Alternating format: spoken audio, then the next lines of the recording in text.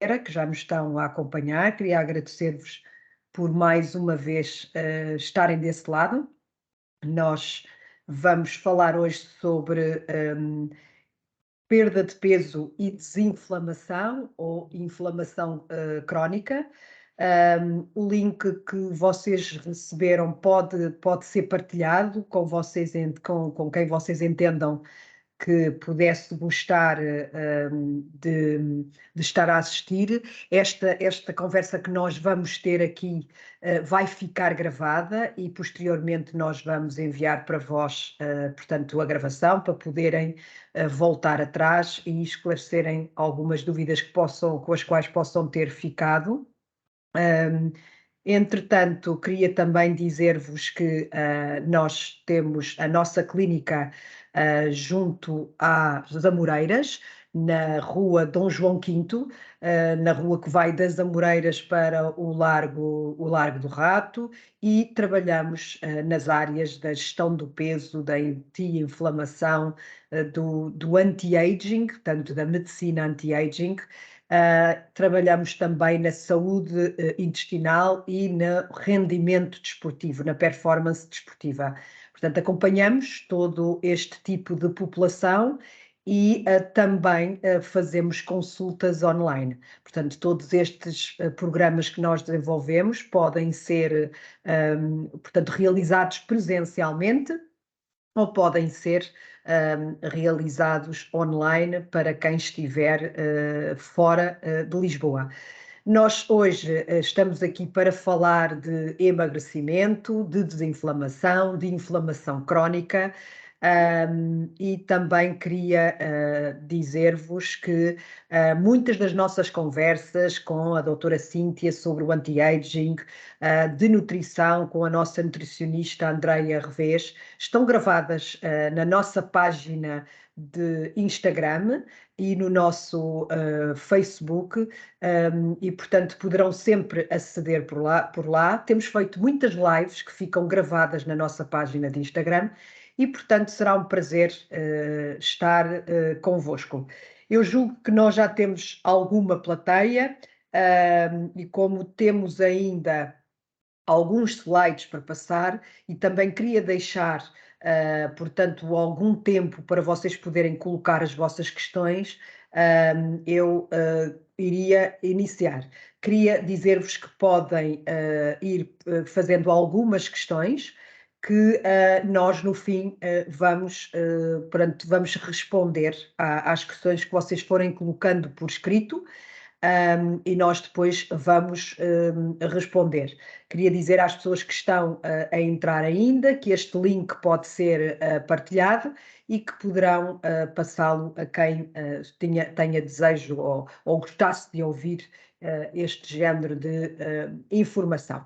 Vamos então iniciar o nosso workshop. Coloquem as vossas questões, que eu terei muito gosto portanto, em vos responder. Ora, aqui nós temos só uma visualização da nossa clínica e através deste vídeo nós vamos conseguir perceber as intervenções que nós fazemos e a forma como acompanhamos as pessoas na área da anti-inflamação, na área do perfil hormonal, na área do intestino, do controle de peso, do anti-aging. O que vamos ver agora é uma das nossas pacientes a realizar uma avaliação da composição corporal através de bioimpedância e também uma avaliação do metabolismo que nós vamos ter oportunidade de verificar mais à frente em que é que isto consiste, dada a importância disto no controle de peso, no controle da anti-inflamação. Estão todos convidados a visitar-nos na João V, junto às Amoreiras. Temos muito gosto em estar convosco. E vamos perceber o que é a inflamação crónica. Quando a gente ouve falar de inflamação, nós de imediato associamos a uma inflamação localizada, a uma inflamação aguda. E é importante percebermos que estamos a falar de uma inflamação crónica quando partilhamos esta informação. Esta informação é uma inflamação difusa, uma inflamação persistente, de baixo grau, mas que se mantém. E aqui a principal condição é que este tipo de inflamação crónica fragiliza o nosso organismo e possibilita o desenvolvimento de determinadas doenças e determinadas agressões a que o nosso organismo está sujeito. É importante a gente perceber que a inflamação em si é um processo saudável, é um processo de defesa do nosso organismo. Se nós não inflamássemos, nós não tínhamos condições de sobreviver. Então, o processo de inflamação é desejável. O problema é quando essa inflamação se torna crónica, quando nós estamos sistematicamente, persistentemente, recorrentemente a produzir substâncias pró-inflamatórias. Então, nesse caso, temos uma inflamação crónica, que é disso que estamos aqui a falar, e isso é prejudicial ao nosso organismo, porque acabamos por estar desprotegido relativamente ao excesso de peso, relativamente a uma série de doenças que nós podemos vir a desenvolver. Então, o que é que nos inflama? Muito a alimentação, e nós hoje vamos falar aqui sobre este tema. Os alimentos inflamam de facto porque entram dentro de nós, porque vão ter contacto connosco. E determinados alimentos, quando ingeridos de forma sistemática e muitas vezes podem originar este tipo de inflamação crónica, porque o alimento pode ser um agressor, que é uma daquelas coisas que nós nunca imaginamos. Mas o ambiente também, o ar que nós respiramos, os plásticos com os quais contactamos, os disruptores hormonais com que contactamos diariamente, podem provocar desequilíbrios hormonais que nos levam à inflamação. O stress ao qual nós estamos sujeitos diariamente e de forma crónica, não tanto o stress agudo, mas mais o stress crónico. O sedentarismo, entre muitos outros fatores, podem dar origem à inflamação crónica, principalmente quando estes comportamentos, quando estes agentes inflamatórios são persistentes, quando nós sistematicamente ingerimos um alimento que é um agressor para nós. Aí o nosso corpo começa a reagir, começa a produzir substâncias pró-inflamatórias, a dizer que não quer aquele alimento, que aquele alimento é uma agressão. E a forma como nós percebemos isso é através das substâncias, como nós vamos ver, pró-inflamatórias que geram a inflamação, que denunciam a inflamação que nós temos, por exemplo, no nosso sangue. Mas existem também os sintomas de inflamação crónica, que nós nunca imaginemos que podem estar associados a este grau de inflamação, como o aumento de peso. Por trás de um aumento de peso pode estar uma inflamação, mas depois de eu aumentar de peso, eu ainda inflamo mais. E a dada altura, isto é um ciclo do qual é muito difícil de sair, porque a pessoa inflamada engorda mais e a pessoa que está mais com excesso de peso tende a inflamar mais. E principalmente se esta gordura estiver localizada na região abdominal e preferencialmente dentro da cavidade abdominal, junto às vísceras, nós chamamos a este tipo de gordura a gordura visceral, é uma gordura que vai envolver os órgãos, que vai drenar para os órgãos. Essa gordura, portanto, visceral, é uma gordura que liberta substâncias inflamatórias que vão para o sangue, que vão para as nossas artérias, que vão para o nosso fígado, para os nossos intestinos, e a dada altura temos uma série de sintomas que podem denunciar essa inflamação crónica, como o aumento de peso, as dores de cabeça, a fadiga crónica, a depressão, as dores articulares, os desconfortos gastrointestinal, as alergias recorrentes que nós temos, as sinusites, as rinites, todo esse tipo de alergias que nós possamos vir a ter, as intolerâncias alimentares e muitas doenças autoimunes são uma resposta a um sistema imunitário fragilizado causado por inflamação. Então, como é que nós vemos o grau de inflamação. Como é que nós percebemos se esta pessoa está inflamada ou não?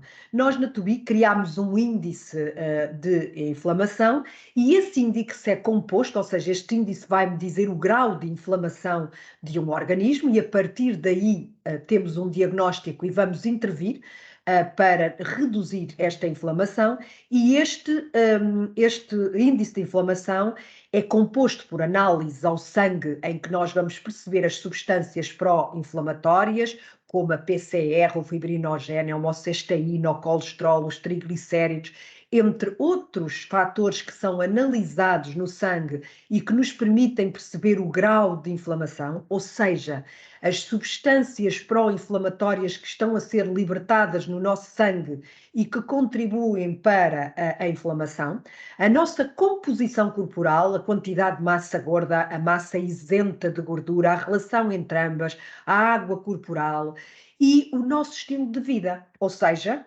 a forma como eu como, a quantidade de vezes que eu como determinado alimento, as horas a que como, tudo isto pode denunciar um grau de inflamação, sendo que também aqui entram os sintomas que cada pessoa eventualmente tem.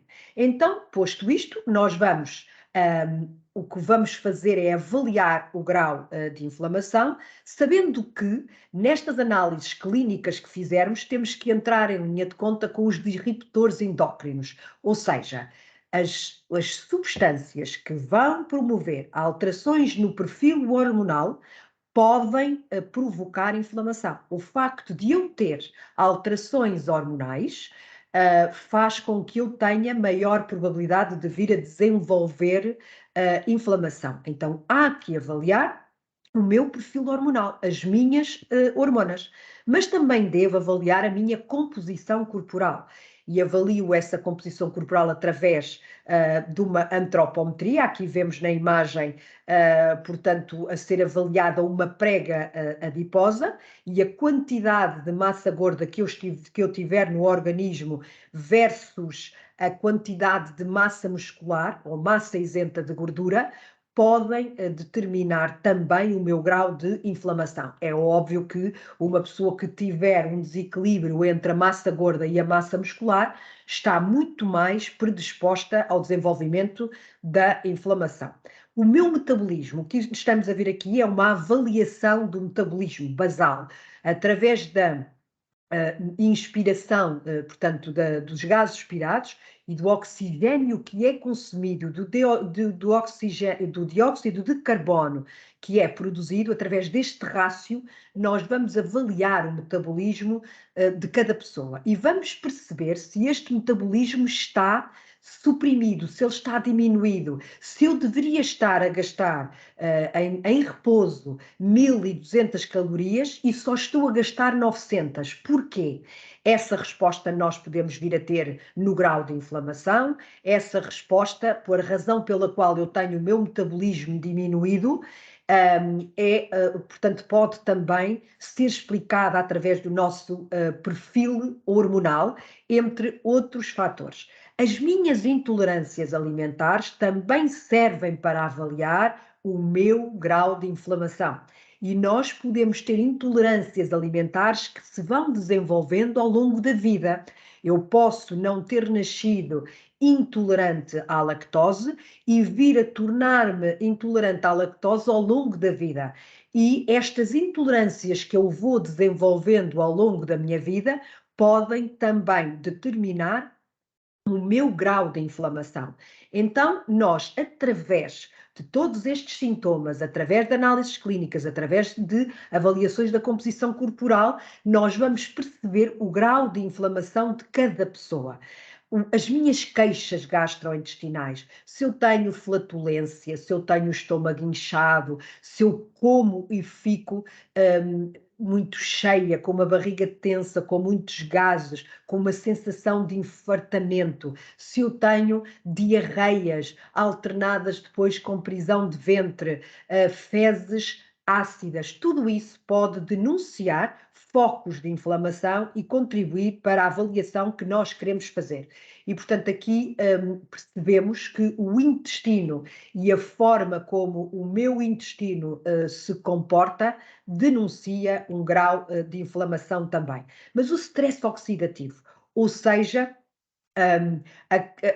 o déficit que eu tenho de determinadas vitaminas, de determinados minerais, mostrando que eu tenho antioxidantes, portanto, diminuídos no meu organismo, sinal de que eu estou a oxidar muito, sinal de que o meu organismo oxida e que, no fundo, existe uma relação muito grande com o sistema imunitário, a fragilidade do sistema imunitário e até com o envelhecimento, não é?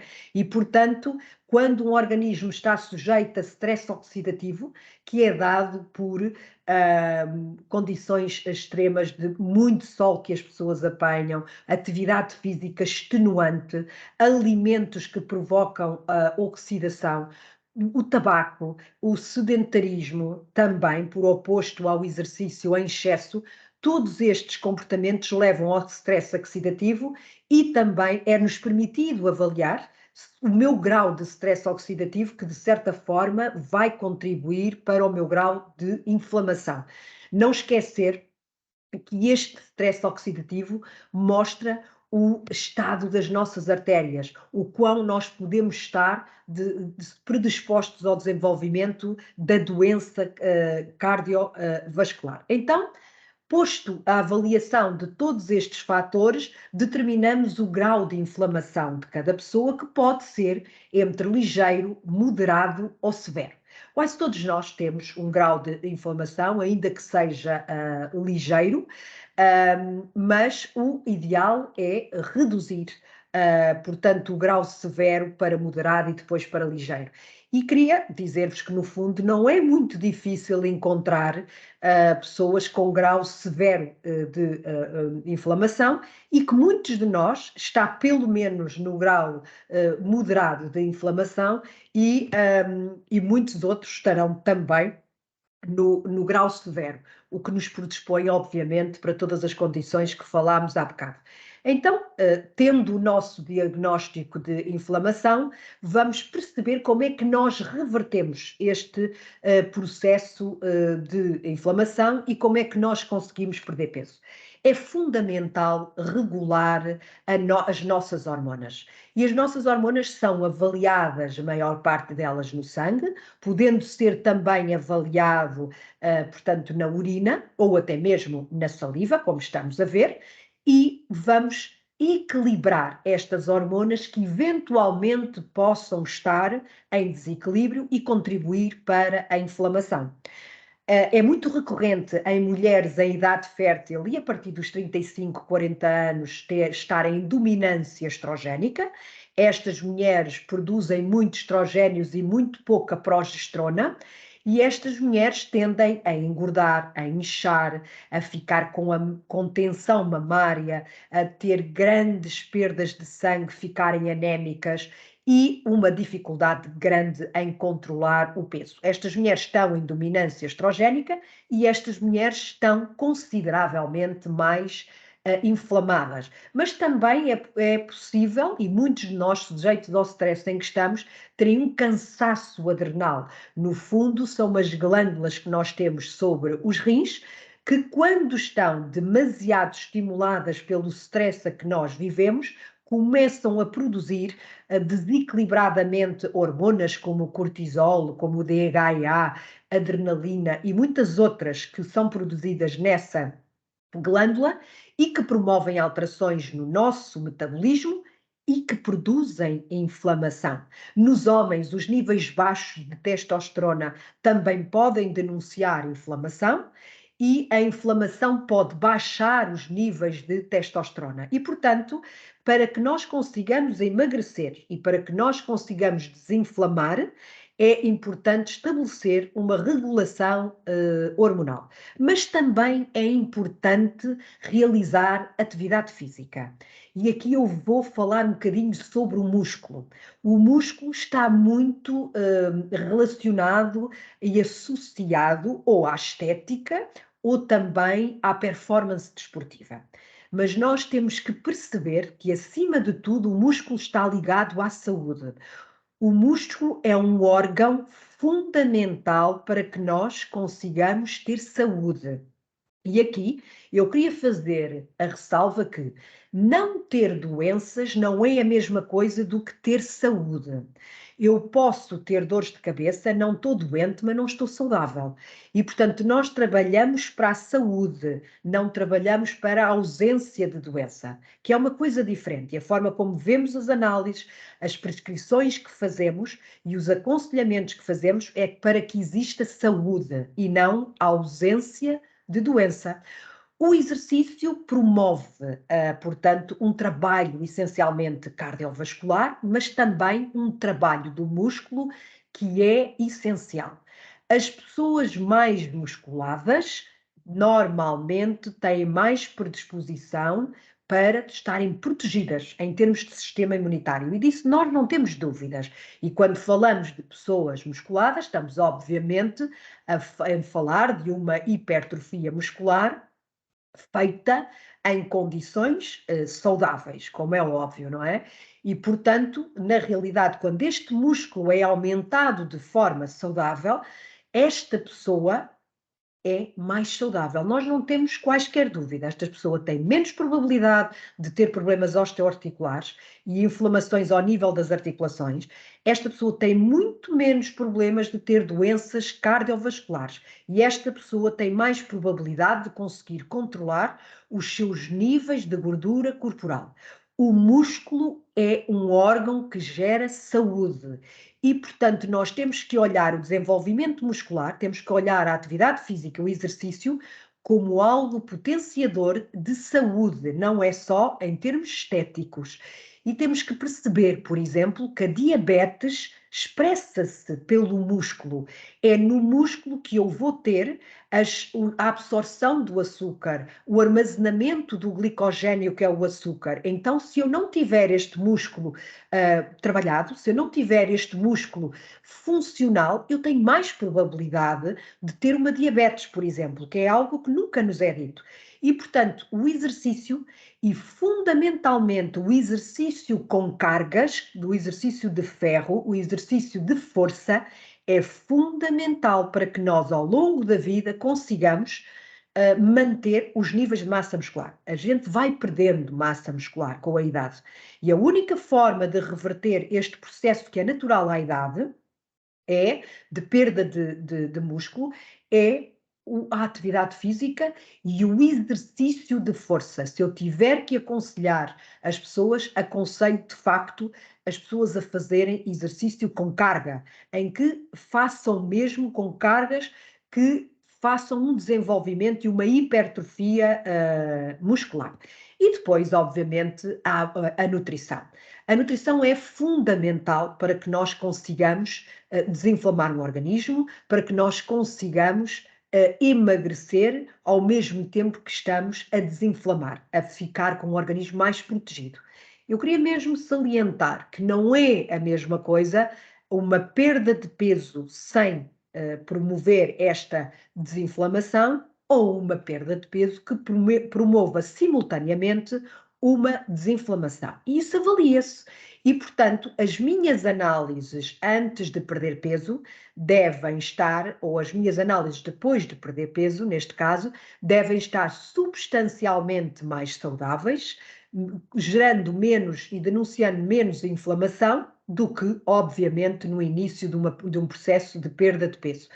Perder peso e os meus níveis hormonais estarem descontrolados. Perder peso e eu continuar com déficits de vitaminas e de minerais. Perder peso e eu continuar com risco de desenvolvimento de doença metabólica não é uma perda de peso saudável. E, portanto, há que gerar esta promoção da saúde.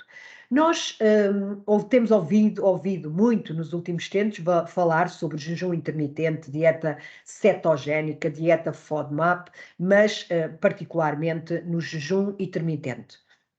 Todas estas estratégias alimentares que nós vemos aqui no ecrã podem ser estratégias que nos ajudem a desinflamar. O jejum, como a dieta cetogénica, como a dieta FODMAP, são estratégias que devem ser acompanhadas clinicamente por um nutricionista e por um médico, e são dietas que devem ser acompanhadas e que não devem ser aplicadas a toda a gente. E a forma como nós percebemos isso é que, em análises clínicas, nós conseguimos perceber que o jejum não serve para toda a gente. Não, nem todas as pessoas têm mais saúde fazendo jejum, mas também é possível fazer jejum e diminuir a inflamação. E, portanto, o jejum intermitente, e nós temos algumas conversas gravadas na nossa página de Instagram só sobre jejum intermitente, e, portanto, podem, se quiserem particularizar, ir assistir.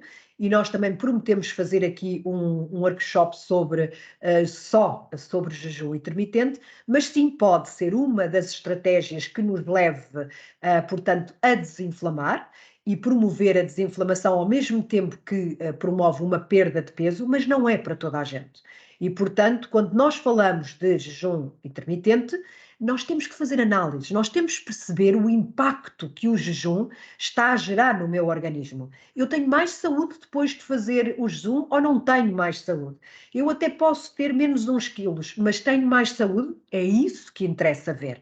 E isso não acontece sempre. E nós temos isso documentado, nós observamos isso, que não é por optar por esta estratégia que todas as pessoas ficam com mais saúde. Ou seja, não é um benefício para algumas pessoas e pode ser um benefício para muitas outras. A dieta cetogénica é uma dieta muito pobre em hidratos de carbono.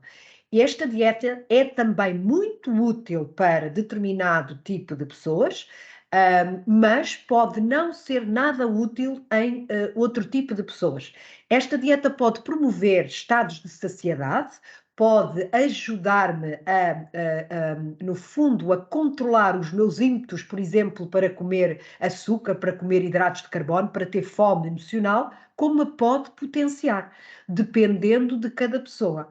Então, há que avaliar e há que perceber, depois da adoção de uma dieta cetogénica, eu tenho mais saúde, eu de facto, as minhas análises denunciam que o meu grau de inflamação diminuiu. É isso que nós precisamos de ver, para perceber se de facto esta dieta é a mais adequada a mim ou não.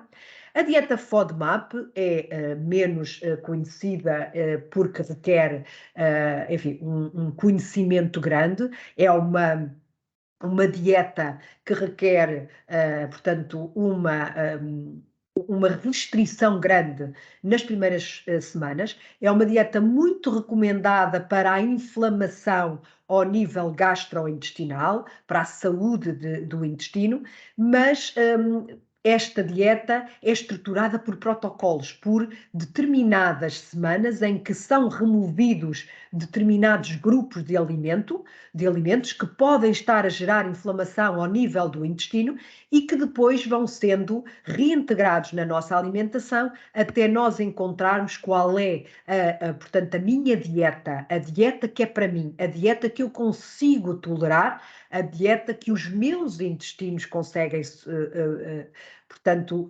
aguentar, que conseguem, que acabam por funcionar bem de acordo com a introdução daqueles alimentos. Enfim, todas estas estratégias alimentares são estratégias que podem ser adotadas num processo de perda de peso e num processo de desinflamação, mas de acordo com a orientação do nutricionista, de acordo com a orientação do médico que vai avaliar o impacto destas estratégias na nossa alimentação. Mas existem, de facto, alimentos que nós sabemos ter um potencial inflamatório maior. Nem todas as pessoas são intolerantes ao glúten, alérgicas ao glúten. As pessoas que são alérgicas ao glúten são as pessoas que são celíacas, e a maioria de nós, ou muito poucas pessoas, são celíacas. Muito poucas pessoas têm verdadeira intolerância ao glúten. Essas pessoas têm uma série de sintomas e condições mais graves que nos levam a perceber que estas pessoas são de facto intolerantes ao glúten. Mas muitos de nós podemos ser hipersensíveis, ou seja, até termos um grau de tolerância maior quando somos mais jovens, e à medida que vamos envelhecendo, à medida que o meu organismo vai inflamando, à medida que o meu organismo está saturado de há tantos anos ingerir estes alimentos, eu posso começar a ser sensível ao glúten. E, portanto, quando eu apresento um grau de inflamação, e nomeadamente um grau de inflamação ao nível gastrointestinal, ao nível da energia, eu sinto-me cansada, uma das estratégias poderá ser a remoção dos alimentos com glúten, que nós vemos aí nesta imagem. Tudo o que contenha, portanto, este tipo de alimentos que contenha trigo, e essencialmente se este trigo foi geneticamente modificado, a propensão para vir a desenvolver inflamação é muito maior. Além disso, estes alimentos que nós vemos aí na imagem são alimentos maioritariamente ricos em açúcar, açúcar de absorção muito rápida, que levam a picos de glicose no sangue muito elevados, que têm como consequência uma elevação da insulina produzida no pâncreas para metabolizar essa glicose. E quando isto é feito sucessivamente ao longo de muito tempo, eu posso começar a ter uma resistência à insulina, que no fundo é uma pré-diabetes e que é o parâmetro que mais denuncia inflamação no organismo. Quando nós elaboramos o índice de inflamação criado na TUBI, nós ponderamos que o grau de inflamação é superior em pessoas que têm resistência à insulina. E, obviamente, que esta conclusão é dada pela investigação científica que publica que no centro de todo o grau de inflamação está, muitas vezes, uma resistência à insulina. E, curiosamente, estes alimentos que são ricos em glúten são alimentos que potenciam também uma resistência à insulina. Depois vêm os lácteos. E, na realidade, nós falamos muito da lactose, que é o açúcar que está presente nos lácteos, e por isso associamos muito portanto, ao leite, em que e associamos menos aos iogurtes, associamos menos aos queijos, porque porque já existe uma fermentação e, portanto, há pessoas que não toleram leite, mas toleram queijo. Mas nós esquecemos-nos da proteína do leite, a caseína e a beta-lactoglobina, que são proteínas presentes nos lácteos e que podem ser potencialmente inflamatórias. Portanto, nós não estamos só a falar do açúcar do leite, mas estamos também a falar da proteína do leite, que pode, portanto, ser mais inflamatória nos casos do que noutros, nós já vamos ver, mas na realidade estes alimentos podem potenciar inflamação.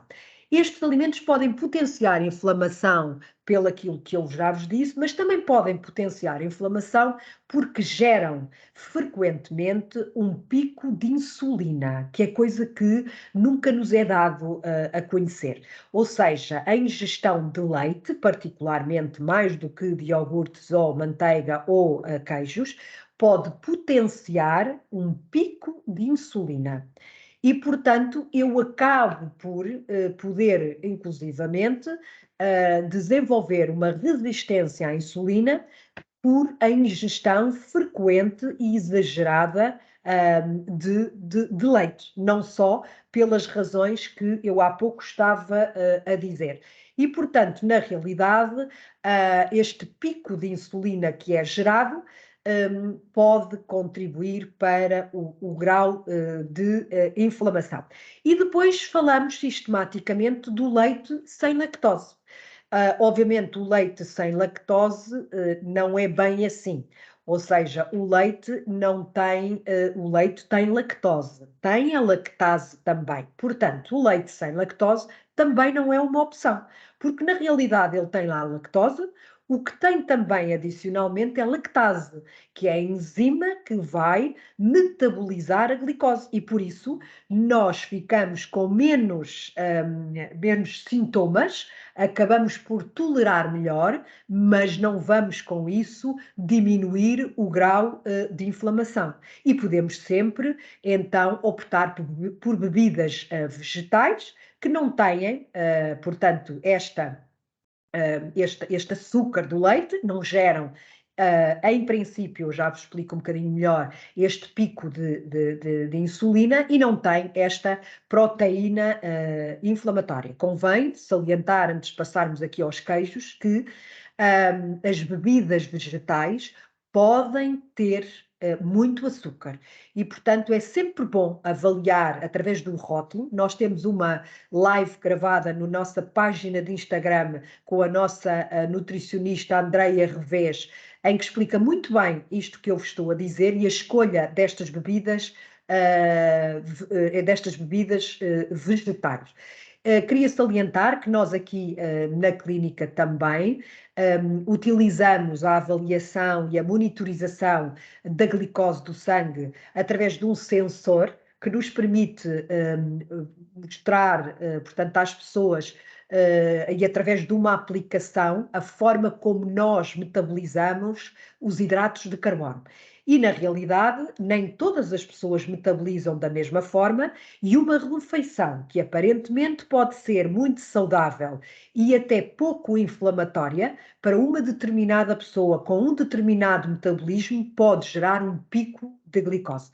E através dessa monitorização, desse sensor, nós conseguimos perceber de forma muito assertiva como é que cada um de nós metaboliza o açúcar. E aqui até de caráter pessoal, que eu usei esse sensor durante 14 dias e tive a oportunidade de perceber como é que o meu organismo se comportava com a alimentação que eu fazia, que à partida era uma alimentação muito saudável, não é? Mas que alguns alimentos eram motivadores de uma subida do açúcar no sangue muito grande. E também percebi que quando esse alimento era ingerido em conjunto com outros, essa subida do açúcar dava-se numa escala muito menor. E, portanto, temos a oportunidade de perceber o que é que, de facto, cada grupo, este grupo de alimentos, dos hidratos de carbono, o que é que faz no organismo de cada um. E, portanto, mas também não querendo deixar-vos aqui com a sensação de que nunca mais podem comer queijos, nunca mais podem comer lácteos. Existem queijos, obviamente, melhores do que outros. E há queijos que têm uma caseína, não é? Portanto, ou seja, a lactose já está fermentada. E, por outro lado, a proteína que lá se mantém, e que até está concentrada, pode ser mais inflamatória se for do tipo A1 ou menos inflamatória se for do tipo A2. E esta caseína do tipo A2 encontra-se em queijos de cabra, de ovelha, os queijos azuis franceses, o queijo feta, o búfala. E, portanto, estas opções de queijos são consideravelmente mais saudáveis do que as outras que são feitas através da vaca, por exemplo, e que têm um tipo de proteína mais inflamatória. Portanto, a comer é preferencialmente os queijos curados em vez dos queijos frescos, que foi obviamente uma coisa que não nos têm dito nestes últimos anos e que nos aconselhavam muitas vezes a comer queijo fresco quando estávamos a fazer alguma estratégia nutricional. E hoje, portanto, este estudo da inflamação crónica vem-nos mostrar isto.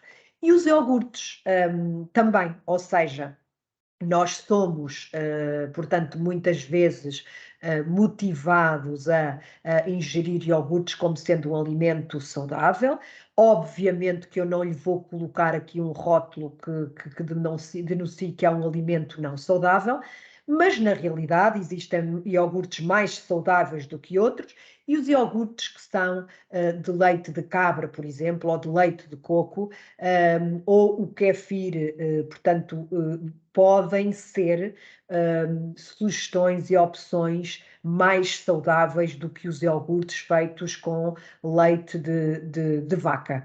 E, portanto, mulheres, por exemplo, ou mesmo homens inflamados e que estejam perante situações em que têm uma dominância estrogénica, como eu há pouco falei, em que produzem muitos estrogénios, e os homens, curiosamente, também podem estar em dominância estrogénica, ou seja, estes homens, embora o estrogênio seja uma hormona feminina, os homens também a têm e podem ter níveis elevados que geram inflamação.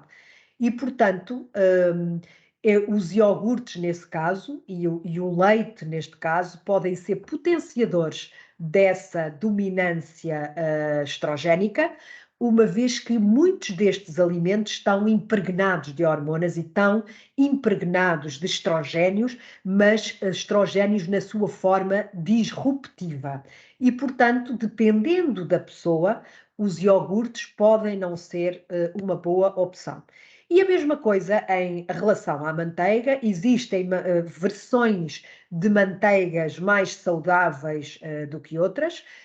As manteigas mais convencionais, embora não seja um alimento que nós possamos dizer que é subejamente inflamatório, existem versões mais saudáveis e até anti-inflamatórias que contribuem para a desinflamação, como é o caso da manteiga clarificada, a manteiga ghee, que só tem a gordura. Esta manteiga tem um sabor característico, um sabor muito a manteiga, e é uma manteiga, uma gordura que vai promover a saúde intestinal. E, portanto, pode ser uma excelente opção, como é preferencialmente rica em gordura, é um alimento que promove, portanto, alguma saciedade e, inclusivamente, a saúde dos tecidos, a saúde da pele, a saúde do cabelo. Nós precisamos de gordura saudável para o desenvolvimento de todas as estruturas. O nosso sistema cardiovascular é mais saudável com a ingestão destas gorduras saudáveis. Depois temos aqui a classe dos enchidos. Os enchidos são potenciadores de inflamação.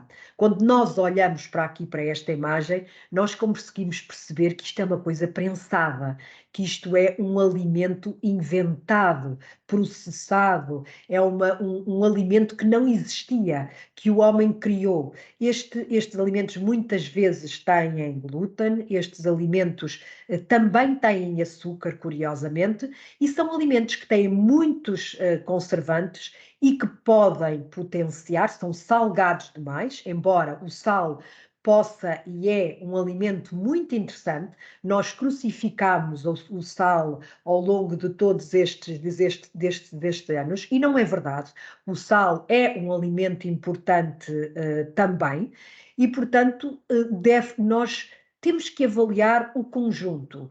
E se eu sou uma pessoa com tendência a uma hipotensão, a tensão arterial frequentemente baixa, tenho um bom controle de peso, tenho um grau de inflamação baixo, eu preciso de sal. E, portanto, não há que crucificar, mas não é sobre esta forma e nestes alimentos. É o sal verdadeiro. O sal, a flor de sal, as pedras de sal, o sal mais integral é, de facto, o sal mais saudável. E nós, em Portugal, ainda por cima, temos acesso a isto.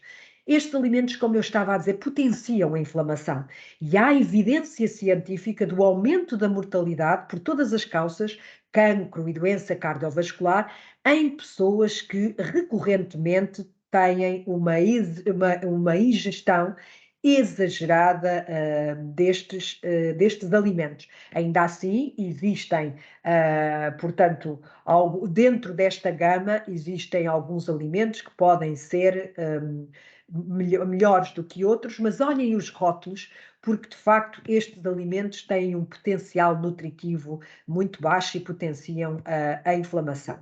E depois, outra das coisas que eu gostava de salientar aqui são as carnes, que também são muitas vezes crucificadas, portanto, ou seja, nós muitas vezes entendemos a carne como algo que nós não devemos comer, como algo que é potenciador de doença, e não é verdade. Tudo depende da carne, tudo depende da proveniência da carne. E se esta carne for de uma boa proveniência, de animais que foram que cresceram sem hormonas, que cresceram, enfim, num ambiente mais selvagem, a carne é um alimento fantástico que potencia a saúde e não o contrário, como nós, obviamente, temos vindo a fazer. Portanto, é mais benéfico eu comer uma carne de vaca de boa proveniência do que um frango cheio de hormonas. E é isto que nós temos que ter em atenção, não é? Claro que eu sei que é difícil nos tempos de hoje, com pouco tempo, comer bem, comer sempre bem, comer alimentos selecionados e biológicos é mais caro, dá mais trabalho, é evidente. Sinto que nós não podemos e não devemos ser radicais, mas também não devemos crucificar, portanto, determinado tipo de alimentos que nos podem dar saúde.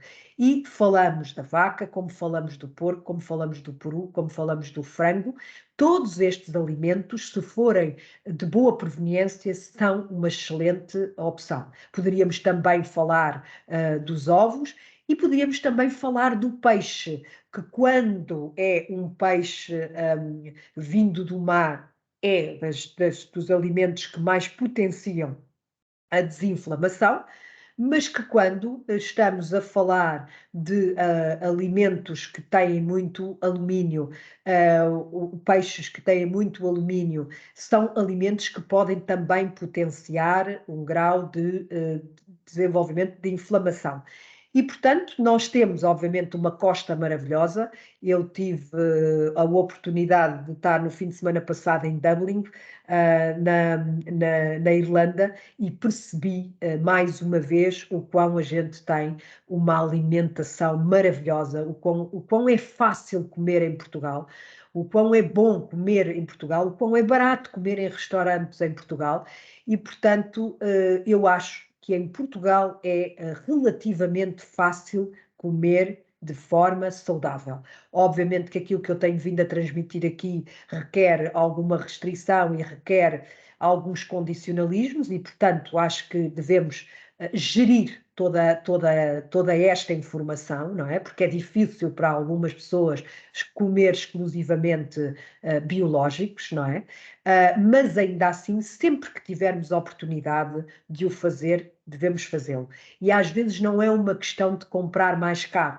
Nós sabemos que na quinta ali ao lado as pessoas produzem e, portanto, esses alimentos são biológicos e por que não? E não têm necessariamente que ser mais caros. É uma questão de nós nos predispormos, de facto, a esta situação. Convém também salientar que estamos quase a finalizar para podermos deixar aqui 10 minutos para perguntas que quando confeccionamos a carne ou qualquer outro alimento que possa ser cozinhado ou frito, temos que ter muito atenção ao tempo de fritura. A carne que fica esturricada é uma carne que vai produzir acrilamida, que é uma substância que gera inflamação, uma substância que pode até eventualmente ser potenciadora de células cancerígenas. E para concluir, os alimentos processados. Nós conseguimos perceber, ao olhar para esta imagem, que isto não são alimentos, isto são produtos alimentares. Isto não existe na natureza, isto é criado, é sintetizado, é produzido, é industrializado e o nosso organismo não estava preparado para alimentos deste género, não sabe lidar com isto, não está habituado e, portanto, vai gerar inflamação.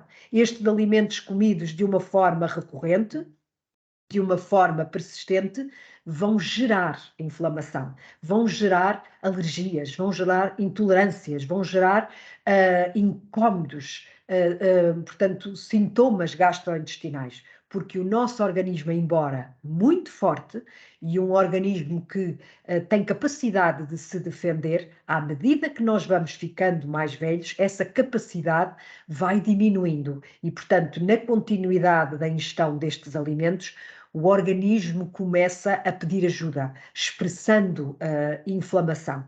E, portanto, tudo aquilo que está nesta imagem denuncia bem o quão a nossa alimentação pode ser artificial, pode ser plástica, pode ser antinatural, pode ser contra a natura ao nosso organismo. E, portanto, quer nós venhamos a fazer um jejum, quer nós venhamos a fazer uma dieta cetogénica, quer que façamos uma dieta FODMAP ou outra estratégia alimentar que entendamos adequada para a perda de peso e para a redução da inflamação, nunca estes alimentos deverão estar incluídos em qualquer uma destas intervenções, mesmo que estes alimentos tenham poucas calorias, como é o caso da maioria dos produtos light, como é o queijo light, como são os iogurtes light, como são muitas outras versões de alimentos ou produtos alimentares, neste caso, que são versões menos calóricas, mas que na realidade são mais inflamatórias. Mais vale comer alimentos que a natureza nos proporciona, ainda que mais calóricos e bem selecionados e adequados para mim, depois de um diagnóstico convenientemente feito, do que alimentos pouco calóricos, que não é o caso destes que nós vemos aqui portanto, na imagem, são os ditos alimentos light e que podem potenciar inflamação. Bom, eu vou deixar aqui, tínhamos nós ainda para falar, temos 1 hora, neste momento temos 10 minutos que eu vos proponho que, se quiserem colocar alguma questão.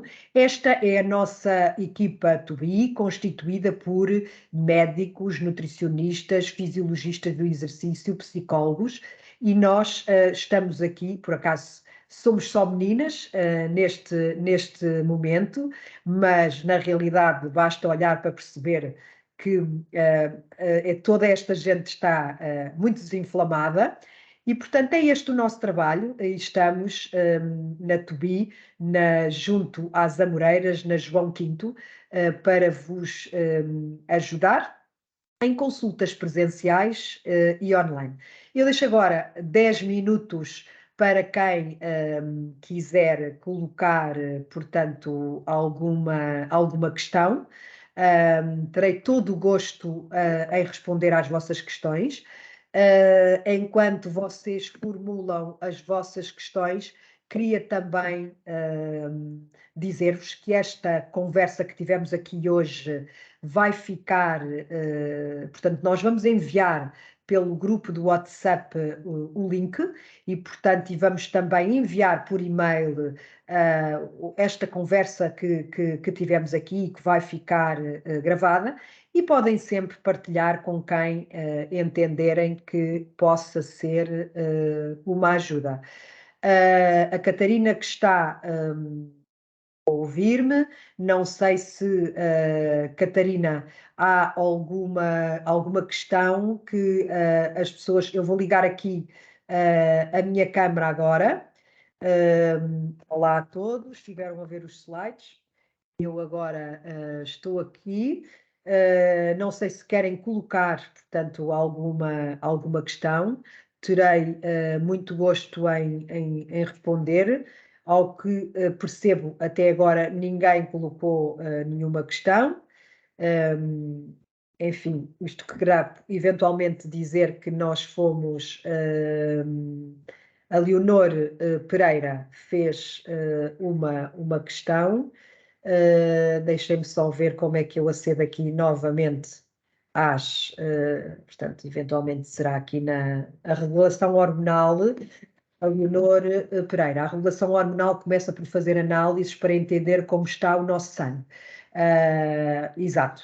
Ou seja, na realidade, nós, para percebermos o equilíbrio das nossas hormonas, nós temos que avaliar, portanto, a concentração hormonal, e isso pode ser feito através do sangue, através da urina, ou através, portanto, da saliva, e aí nós vamos perceber como é que estão a funcionar as nossas hormonas sexuais, como é que estão a funcionar as hormonas produzidas na adrenal, as hormonas produzidas na tiroide, as hormonas produzidas no nosso pâncreas. E vamos perceber se nós estamos, em relação às hormonas sexuais, se nós estamos numa perimenopausa, se nós estamos numa menopausa, se nós estamos numa dominância estrogénica, se nós estamos com um déficit de testosterona. Vamos perceber também se estamos em cansaço adrenal, ou seja, a produção das hormonas da minha adrenal está desequilibrada, tenho cortisol a mais, tenho cortisol a menos, tenho DHEA a menos, isto promove fadiga, promove cansaço cognitivo, produz diminuição da libido, aumento de peso, ou seja, todas estas portanto, situações de desconfortos hormonais ou desequilíbrios hormonais podem promover estas situações. O nosso pâncreas pode estar a produzir insulina a mais e, obviamente, produzir inflamação, uma resistência à insulina, e a nossa tiroide pode estar a funcionar aceleradamente para aquilo que devia, lentamente para aquilo que devia, e, portanto, gerar aqui também uma inflamação pela produção desequilibrada em termos das nossas glândulas da hormona, em termos das nossas hormonas. Aqui outra pergunta. Boa noite, Teresa. Como procedem à regulação hormonal? Isto vem em encadeamento com a outra pergunta, e portanto até calha bem, porque assim concluímos tudo.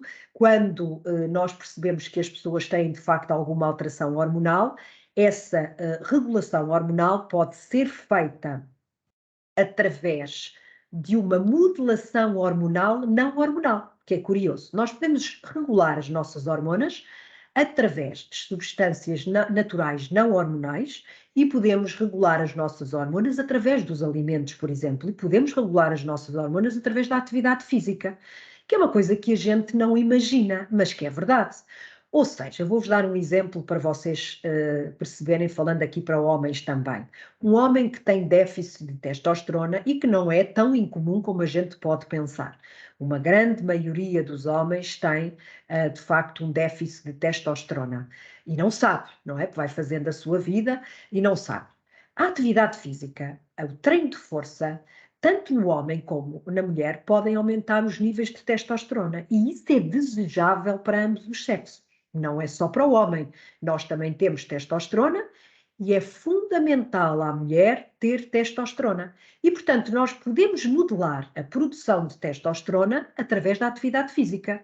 Mas também podemos modelar a produção de estrogénios e a produção de progesterona através de alimentos. Eu tenho uma dominância estrogénica, produzo estrogénios a mais, então eu tenho que reduzir alguns dos alimentos que potenciam o aumento dos estrogénios, nomeadamente os lácteos, como nós vimos há pouco, e aumentar a produção de estrogénios através de alimentos que potenciem isso. E é curioso, esta dominância estrogénica ou excesso de estrogénios podem ser, ou seja, a sua diminuição, a regulação destas hormonas podem ser feitas através de uma regulação do intestino. É no intestino que nós vamos eliminar os excessos de estrogênio. O intestino doente não permite uma boa regulação hormonal e, portanto, nós podemos ir por aí. Mas também podemos, para responder à pergunta que foi feita, fazê-lo através de hormonas, quando isso é necessário. E muitas vezes é. E não há que ter medo das hormonas. Ou seja, nós usualmente trabalhamos com hormonas bioidênticas na área do anti-aging e temos uma médica especialista nessa área que vai, depois de avaliar, e avaliar um conjunto de parâmetros no sangue, mas também o estilo de vida desta pessoa, vai poder prescrever hormonas bioidênticas, hormonas que são biologicamente iguais às nossas. Eu produzo progesterona e vou tomar progesterona. Eu produzo estrogénios e vou tomar estrogénios. Não vou tomar uma coisa parecida. Vou tomar exatamente aquilo que eu produzo ou que eu produzia. E a probabilidade disto vir a gerar inflamação ou poder vir a gerar doença praticamente não existe, porque o nosso organismo já conhece.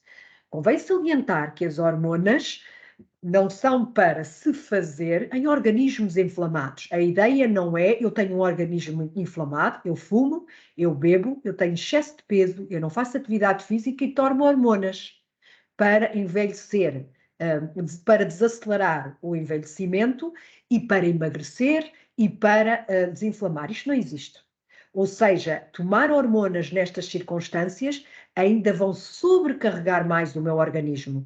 Um organismo que já está inflamado e que está em esforço para se manter e nós ainda vamos acrescer um potencial inflamatório. Não. As hormonas são francamente interessantes quando nós temos um organismo desinflamado. E elas próprias vão contribuir para a desinflamação em organismos que estão num processo de desinflamação. E, portanto, o conjunto, o exercício, a nutrição, as hormonas, as vitaminas, os minerais e outras substâncias naturais podem ser muito interessantes conjuntamente com as hormonas e essas substâncias ajudarem a modelar as nossas hormonas.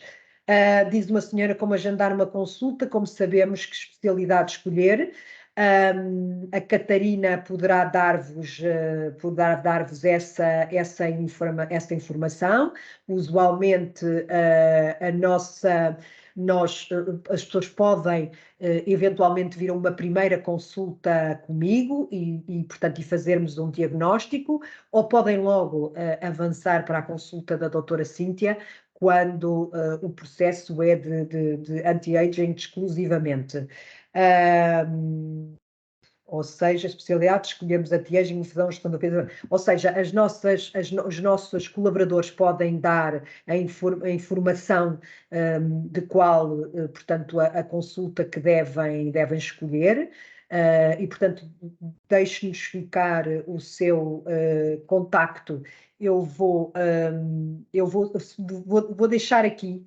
Portanto, eu ia pedir à Catarina, que me deve estar a ouvir, para deixar ficar o número da clínica, da Iris, que é a nossa colaboradora. Vocês podem, para não estarem vocês aqui a deixarem o vosso contacto, nós deixamos aqui o contacto da clínica, podem enviar mensagem e de imediato, portanto, a Iris irá contactar-vos e dar-vos essa informação.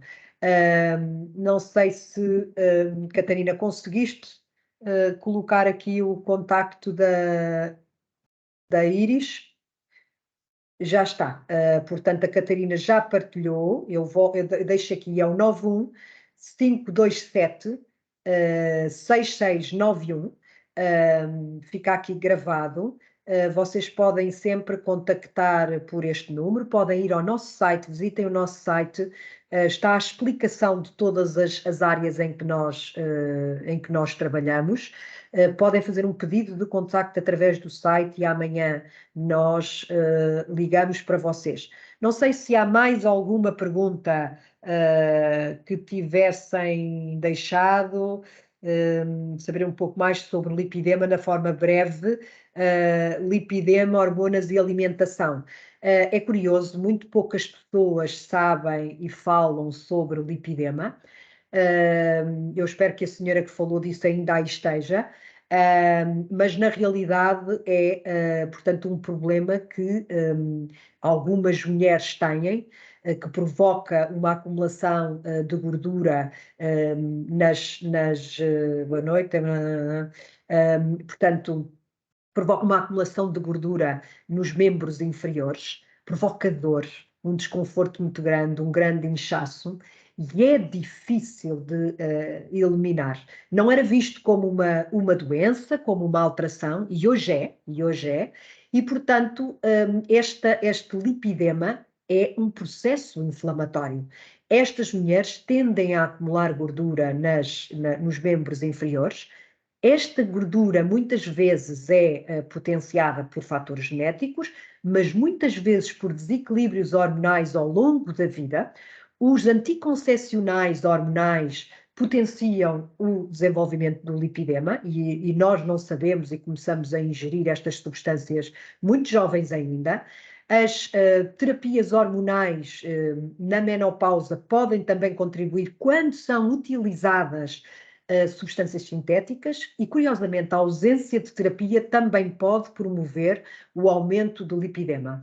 Estas mulheres têm um grau de inflamação, portanto, associado a esta acumulação de lípidos, de gordura, portanto, nos membros inferiores, e, portanto, há que fazer um processo de desinflamação a este nível.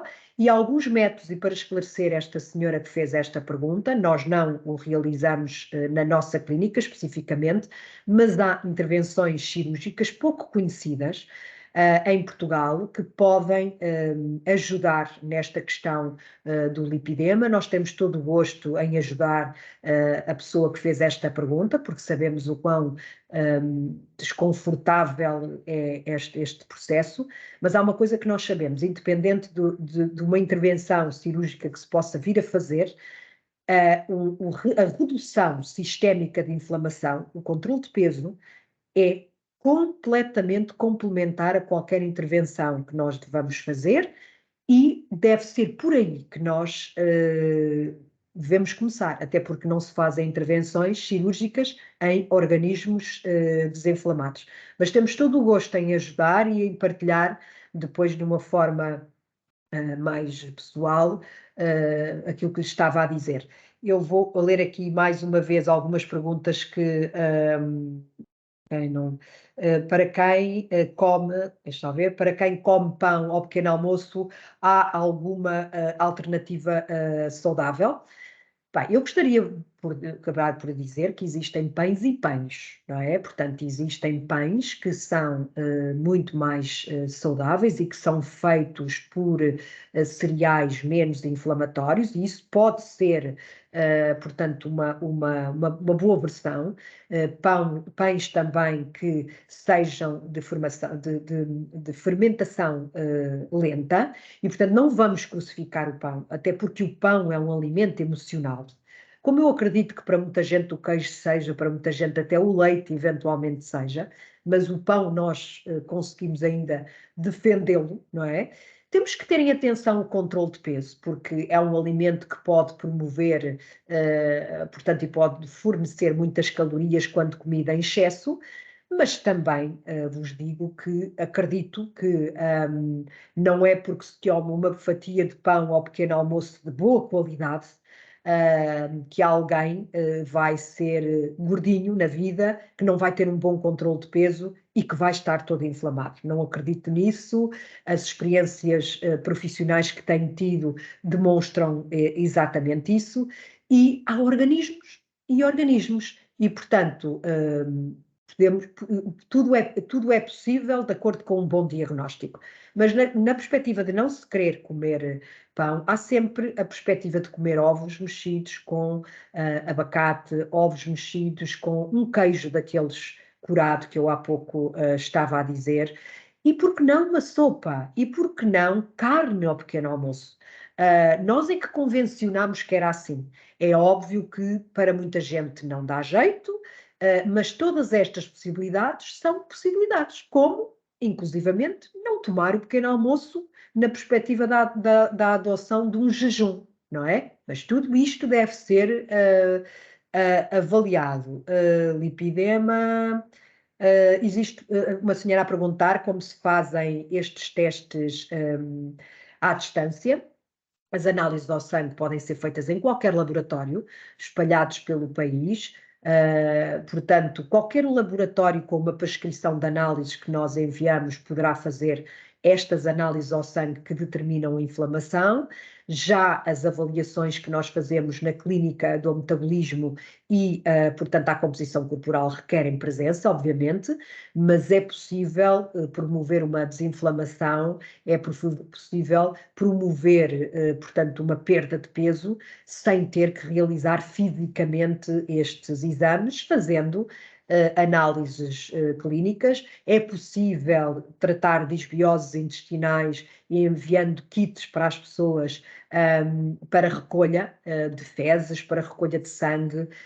Nós fazemos tudo isto e, portanto, as únicas coisas que não são possíveis realizar à distância são aqueles testes que eu vos mostrei ao metabolismo e à composição corporal, mas muitas das pacientes que nós atendemos estão em consultas online e, portanto, nós acompanhamos muitas pessoas dentro do país, mas não em Lisboa, muitas pessoas fora, muitos portugueses fora, portanto, do país, em Macau, em Singapura, no Brasil, nos Estados Unidos, em Inglaterra, imensos. Enfim, isto é só aqueles que me lembro, muitos países, nas ilhas, portanto, temos sempre a hipótese. Ora. Pronto, não sei se houve aqui alguma questão que eu não tivesse, portanto, respondido. Ora, muito obrigada por terem estado desse lado. Nós prometemos voltar com convidados no nosso próximo, portanto, workshop. Possivelmente teremos a doutora Cíntia connosco, que tem, enfim, conversas sempre muito interessantes para partilhar aqui connosco. Obrigada por estarem desse lado. Visitem as nossas redes Instagram, Facebook e o nosso site, na Clínica Tubi. Foi um prazer e muito obrigada por estarem desse lado e confiarem no nosso trabalho.